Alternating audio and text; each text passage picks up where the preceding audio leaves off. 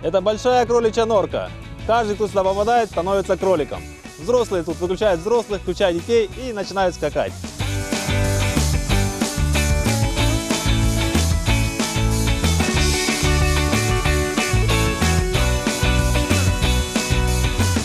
Изначально я завел, как и все, для себя, на еду, но кушать я их не смог, потому что с маленьких выращиваешь, кто-то заболел, лечишь, вылечиваешь.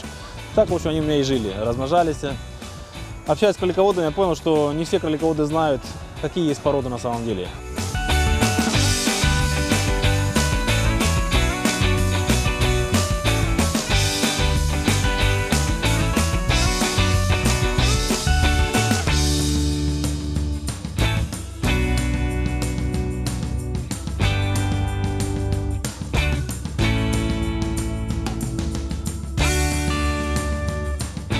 Утром я делаю осмотр кроликов, кормлю, пою. Если есть заболевший, сразу его ставлю на карантин, отношу.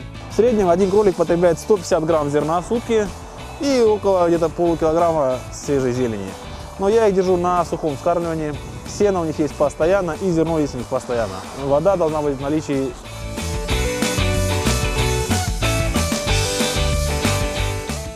Это мой один из любимых кроликов, очень красивый, порода большое светлое серебро. Данные кролики рождаются совершенно черными и к 3 месяцам начинаются покрываться серебром. И вот где-то к полугоду совершенно заканчивают серебриться, так скажем.